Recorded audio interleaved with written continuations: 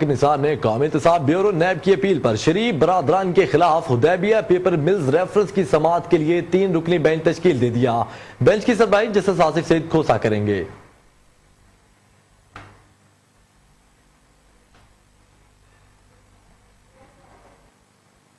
शरीफ खानदान के खिलाफ जो हुदैबिया पेपर मिल केस है उसकी रेफरेंस की समाअत के लिए 3 रुकनी बेंच तश्कील दिया गया है, जिसकी सरबराही जस्टिस आसिफ सईद खोसा करेंगे। इस हवाले से हमारे साथ मौजूद हैं चैनल 5 के नुमाइंदे जमीर हुसैन। जमीर हुसैन, बताइएगा इस जो बेंच है जिसको तश्कील दिया गया है, क्या तफसीलात है आपके पास इस हवाले से?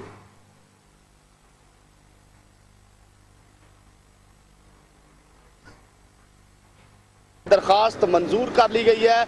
नैब की तरफ से, नैब के प्रोसिक्यूटर की तरफ से दरखास्त दी गई थी हुदैबिया पेपर मिल्स के हवाले से कि वो केस वो रेफरेंस खोला जाए, उस हवाले से दरखास्त मंजूर कर ली गई है। अब हुदैबिया पेपर मिल्स की समाअत 13 नवंबर को होने जा रही है। नैब के प्रोसिक्यूटर को नोटिस भी जारी कर दिया गया है और अब 13 नवंबर को इस केस की समाअत होने जा रही है हुदैबिया पेपर मिल्स के हवाले से, क्योंकि ये वो केस है जिसमें पनामा लीज के केस के दौरान भी इसका जिक्र चलता रहा और इस केस में साबिक वजीर आजम जो कि नायब वजीर आजम है इस वक्त मियां मोहम्मद नवाज शरीफ, वो और उनके भाई वजीर आला पंजाब मियां मोहम्मद शहबाज शरीफ, इसहाक डार और हमजा शहबाज इस रेफरेंस में नामजद हैं। और अब ये केस की समाअत 13 नवंबर को होने जा रही है। बड़ा केस है ये भी और इसमें भी ये समाअत होने जा रही है। 13 तारीख को ये समाअत होगी और इस केस के हवाले से हुदैबिया पेपर मिल के हवाले से थोड़ी और भी आपको मैं तफसीलात बता दूं कि इसहाक डार का इसमें बयान हल्फी भी है जिसमें उन्होंने मनी लॉन्ड्रिंग का एतराफ भी किया था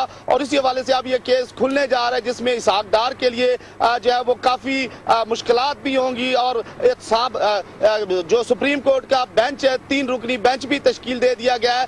3 रुकनी बेंच इस केस की समाअत करेगा और साबिक वज़ीर आज़म मियां मोहम्मद नवाज शरीफ और इस वज़ीर ख़ज़ाना इसहाक डार मियां शहबाज शरीफ और हमजा शहबाज इस रेफरेंस में जो कि मुल्ज़िम नामज़द हैं। और अब ये केस खुलने जा रहा है। पनामा लीज के केस की समाअत के दौरान इस बेंच के हवाले से भी बात की गई थी और नैब को इस रेफरेंस के हवाले से पूछा भी गया था, लेकिन जब उनकी तरफ से ना खोलने के मामला आए थे तो उस पर कहा भी गया था कि नैब वफात पा गया। लेकिन नैब की तरफ से उस समाअत के दौरान, पनामा लीग्स की समाअत के दौरान इंदिया दिया गया था कि इस केस की आखिरी मराहल में इसके लिए जो है दरखास्त दी जाएगी और यही वजह है कि अब इस केस के लिए दरखास्त दे दी गई सुप्रीम कोर्ट में और सुप्रीम कोर्ट ने इस दरखास्त को मंजूर करते हुए 3 रुकनी बेंच तश्कील दे दिया है और जस्टिस आसिफ सईद खोसा इस बेंच का हिस्सा होंगे। और पिछला जो पनामा केस का जो केस चलता रहा 5 रुकनी बेंच, उसमें भी जस्टिस आसिफ सईद खोसा उस बेंच के हिस्सा थे। अब 3 रुकनी बेंच इस केस की समाअत करेगा।